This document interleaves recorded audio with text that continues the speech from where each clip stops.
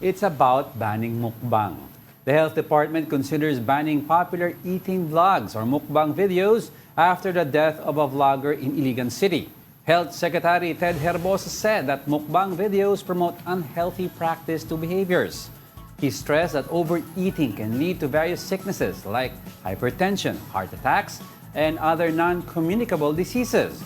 Mukbang has been a popular content for several vloggers over the past few years.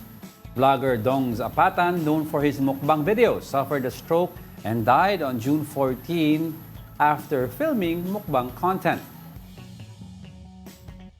Nako. Oo. Overeating naman talaga will lead to what? Obesity and then other communicable diseases. Aside from yung vloggers mismo na nag-dangerous sa kanilang content, nakikita kasi ng kabataan natin yung ginagawa nila. So they'll think this generation, okay pala to. okay healthy pala to. magmukbang. Or para sa content, mas marami. You can get likes and make money. Like, marami yung meron makukuha isang kong vlogger, likes. pero YouTube. Ito, kilala mo ito si, I think this is Nico Avocado.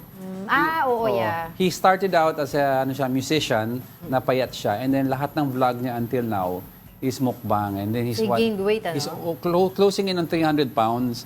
And tapos ang dami niyang sakit sa kidney, sa liver, sa heart, mild stroke na nga siya. Bata pa, younger than my age, I think, no? And all for content. So now medyo meron siyang mental problem because may depression siya on his weight and he's trying to lose weight pero yung metabolism niya naapektuhan. Oo, maraming ang nag-react ngayon. Bakit daw ibaba yung mukbang? Because this is an isolated case.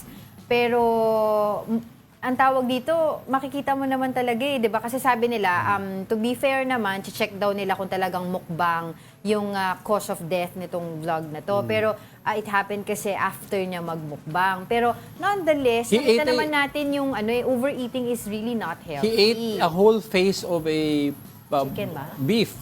Mukha ng baka. Mukha ng baka. Oo, yung buong mukha ng baka inubos or baboy Basta inubos in one sitting. But you know, number one, it's unhealthy to do it all in one sitting.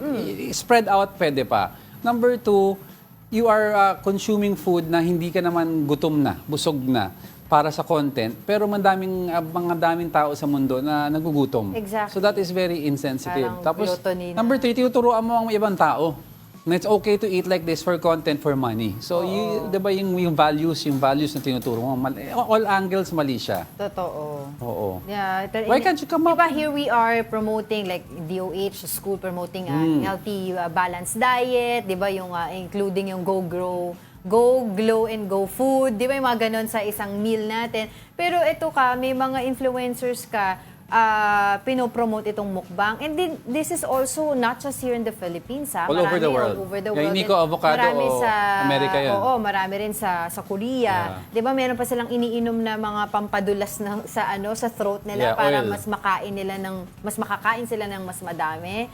My gosh. Anyway, Hindi po before you yan go, healthy, you call yourselves content creators and come up with content that's better, Oo. na nakakatulong sa tao. Exactly. Better content, ika nga. Content creator ka di better content. Oo, 'di ba? Tsaka yung maka-impluwensya ka ng mas mabuti sa lahat, 'di ba? Lalo na kung marami kang tawag dito followers, Yes. 'di ba? Gamitin mo yung platform For mo good. to good news.